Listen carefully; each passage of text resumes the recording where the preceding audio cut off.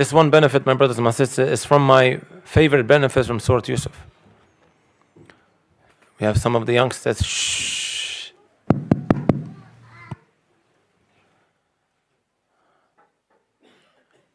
Two names of Allah subhanahu wa ta'ala that were mentioned 3 times in Surah Yusuf, coupled together. These 2 names are when Allah Azza wa Jal, He tells us, إِنَّهُ هُوَ الْعَلِيمُ الْحَكِيمُ, that Allah is Al-Alim, He's all-knowing and He's all-wise. These 2 names, my brothers and my sisters, they were coupled together and mentioned 3 times in Surah Yusuf, and that does not happen by chance. Right at the beginning, midway through, when Yakub, the father, he now loses his second son that was very beloved to him, Benjamin, and also the third, Kabiruhum, he didn't come home. So now, my brothers and my sisters, 3 of his children have gone missing. And Yakub alayhi salatu wasalam has already gone through decades of heartbreak, and now he has to go through another heartbreak. May Allah Azza wa Jalla not test us, because this is a huge test. The closest I've seen in this world, similar to this situation, is when a father, he loses his son. That's not an easy experience. I've seen my father go through that. Most of the time, it's the father that passes away before the son, because he's older. Right?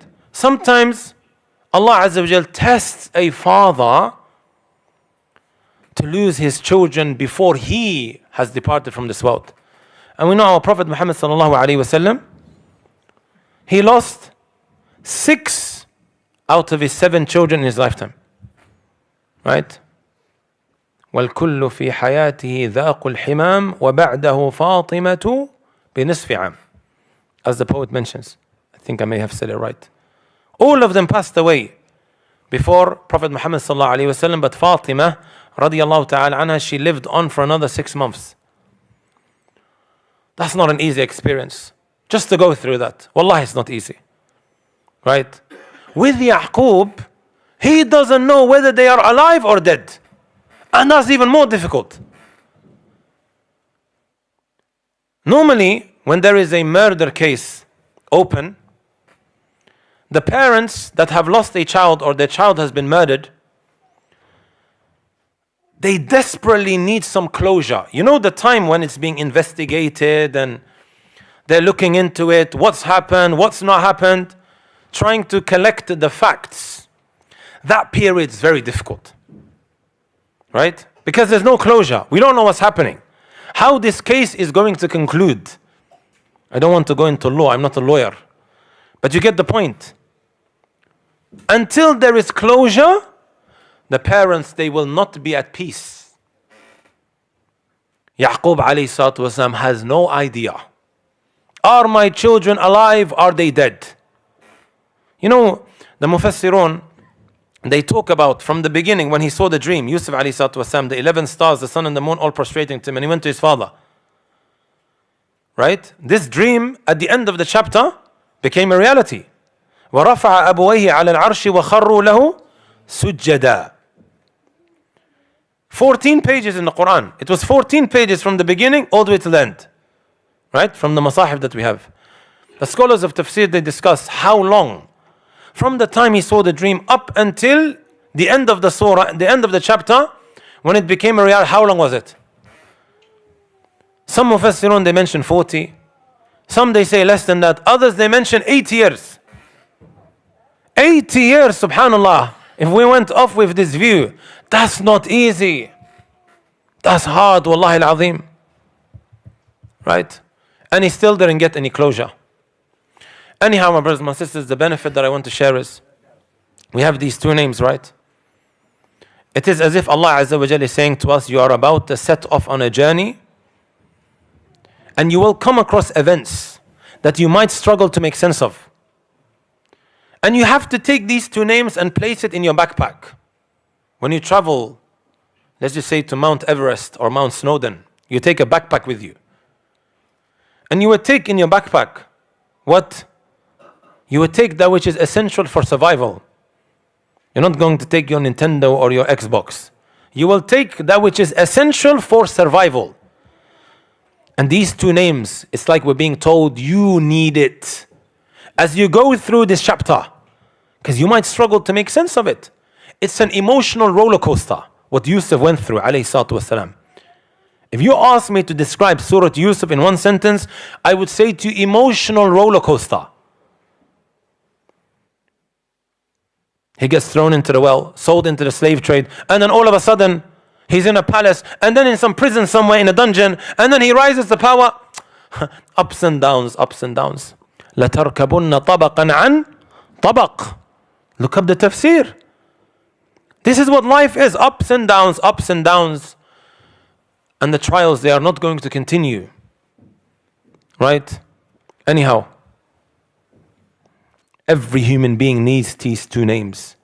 Allah is saying to Yusuf, Yakub, and anyone else that's going through troubles, I am fully aware of what you're going through. I am Al-Alim. Every step that you take, every move that you make, don't think I am not aware. Allah is saying. But also remember that I am Al-Hakim. And that everything happens for a reason, whether you can make sense of it or not. Sometimes we struggle to understand why is it happening.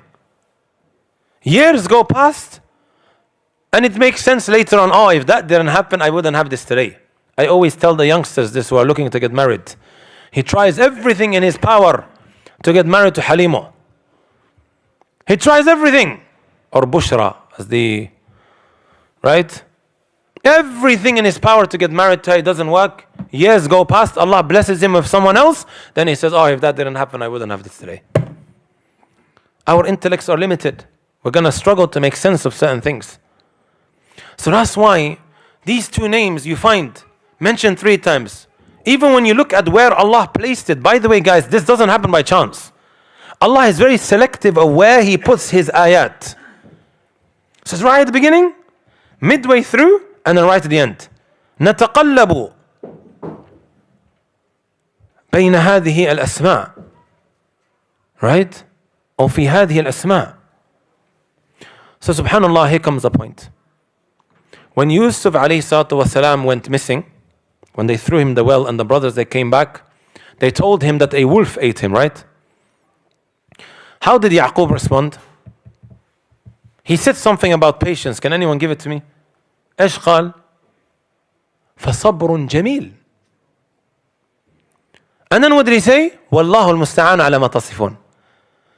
Pay attention to this wording. The aid of Allah is sought in that which you describe. He said فصبر جميل first time, right?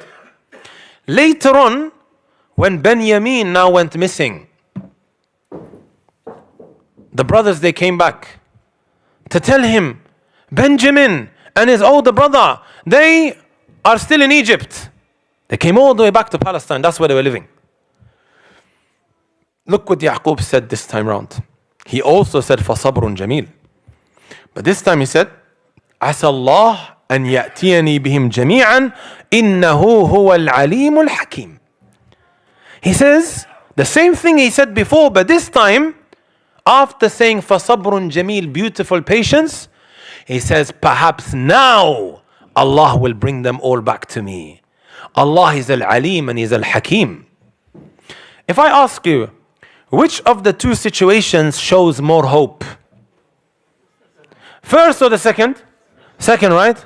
Most people, when they go through some troubles, and then that trouble now is continuing, or it becomes worse, how do most people react? They give up, خلاص يعني. Well, I was dealing with a brother the other day. He went from one corner of the world to the other for marriage. And this brother, mashallah, is a handsome brother. Right? He went and subhanallah, he got catfished. Right? And he said to me on the phone, Wallahi, khalas, I think it's written down for me to become like Al-Imam Al-Nawawi or Ibn Taymiyyah. Both of them, did they get married? He goes, khalas, I've tried too much. Too many times I've tried. I don't think I will get married. I said to him, Ya Shaykh, al-bala'u muwakkalun bil-mantiq. Be careful what you say with your tongue. It might end up becoming a reality, then you will have a problem. That's how we are as human beings. If you go through a difficulty and that difficulty now intensifies or it happens again, you'll be like, khalas, it's finished. I can't take this anymore. But Yaqub, he reacted differently. He has more hope now. What do the scholars say? And this is what I want to finish off with. That when you go through a hardship and a difficulty, and that difficulty now intensifies, hang in there. Hang in there. Don't throw in the towel. Don't give up. Because now the faraj is qareeb. The relief is just around the corner. Right? The opening that you've been looking for, the relief is just around the corner. Just hang in there a little bit more.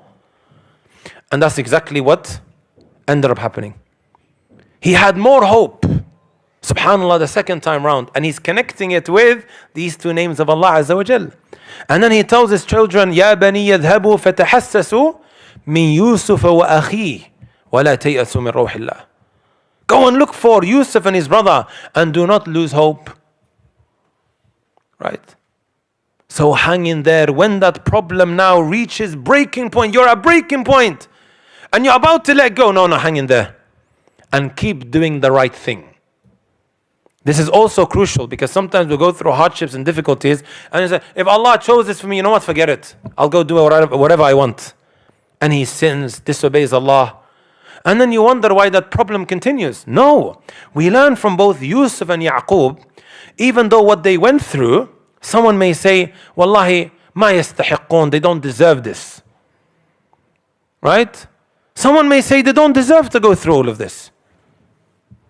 Yusuf is thrown into prison for something that he didn't do. But what did he do? Did he start disobeying Allah? How do we normally react? Many a time we might react in a way, you know what, let me just continue with my life, I can't do with this deen anymore. As if Allah Azza wa Jal has wronged him. Right? Yusuf continues giving da'wah inside of prison. He chose, subhanallah, right, hardship over sin. He could have given in to all those ladies that were going crazy of him. But he chose hardship to get away from that haram. And he continued doing the right thing, and eventually Allah Azza wa Jal showed him the fruits. He rose to power. Yaqub likewise, he didn't start insulting Allah. Ya Allah, you did this, and Allah, you chose this. No, he continued doing the right thing. And the doors were eventually opened. Right? That's what I wanted to share, inshaAllah ta'ala. They did ask me last minute. May Allah, as Masjid Furqan always does, right? Allah yahfadkum wa jazakumullah khair wa barakallahu feekum. And hopefully I'll see you all again. Jazakumullah khair. Inshallah, jazakallah khair, Shaykhana Abu Taymiyyah, barakallah feek, for the Fajr Salah.